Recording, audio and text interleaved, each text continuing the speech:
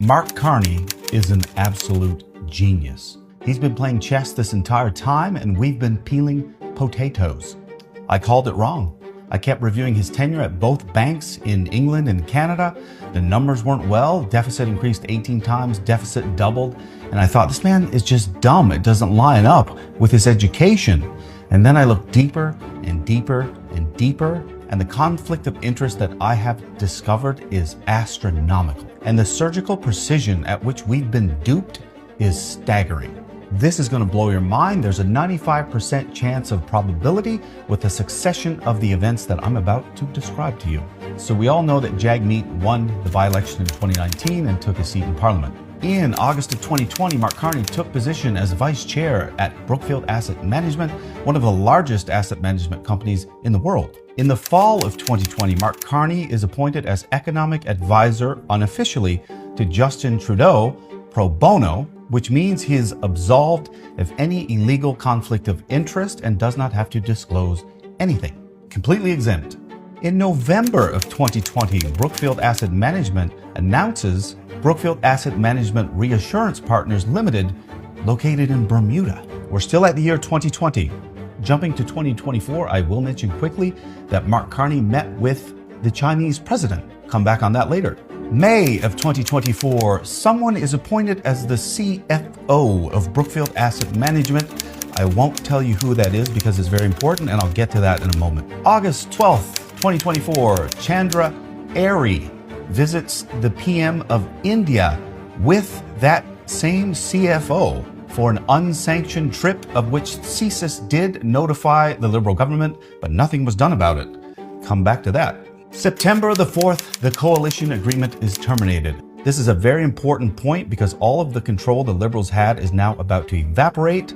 Everyone acknowledges the only thing keeping them in power is the fact that Jagmeet needs to make it until February in order to get that pension. So keep that date in mind. February is their deadline to officially execute a plan. 5 days later, Carney is appointed by the Liberals Task Force on Economics. He's the only person still pro bono. Because he's not appointed by the PM, he is still absolved of any illegal conflict of interest. And this position gives him more leverage with the people and with the companies and with the business partners that he's dealing with. Extremely calculated move. Also, September 2024, Brookfield Asset Management solicits the federal government for $50 billion. 36 billion proposed, 10 solicited, and 4 from Brookfield themselves. No further details available on that one. October 31st, Brookfield announces plans to relocate the headquarters to New York from Toronto. Very important, as this move completely reduces Canadian government oversight that complicate conflict of interest. December 20, 2024, Brookfield has a shareholder meeting for the vote and restructure plan. Early January 2025, that move is approved. January 2025, Brookfield relocates to New York. You should be asking yourself right now why the asset company would want their headquarters moved to another country. The relocation shifts jurisdiction, further limiting financial access. They are no longer on the Canadian Business Registry. January 16, Mark Carney resigns. Bear in mind, he's proactively moved all of the investments, including Brookfield's, to an offshore account in Bermuda that is now a foreign company, and it is virtually impossible to verify or access the portfolio or investments. The same day, he announced his candidacy for the Liberal Party. January 25, now comes the juicy parts. Chandra Arya is disqualified from the Liberal Party for being manifestly unfit. It's about to get good. February 25th, 2025, Jagmeet officially qualifies for his pension.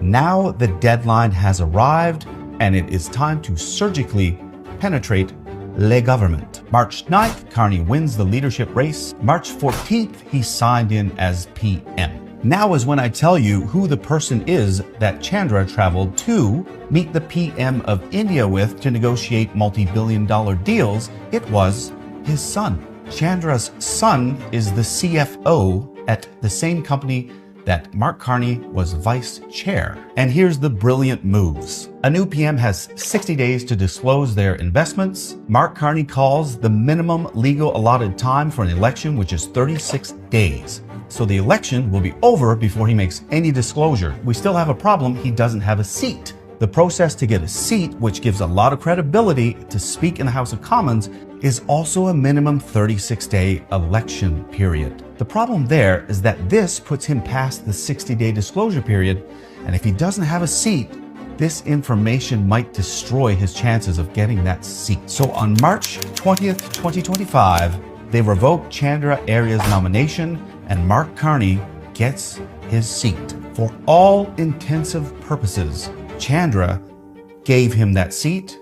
The succession of events all the way back to 2020 have been premeditated at a 95% chance. Mark negotiated a $250 million loan in October last year, met with the CCP in May of last year, advised the federal government to make investments in the exact same project as Brookfield, which he is 100% making profit from for the next 15 years.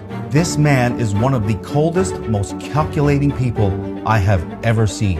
And the fact that Brookfield relocated its headquarters appears to me that they are fully under the impression that Mr. Carney can manipulate policy in order to increase the net profit tenfold. And he's already done.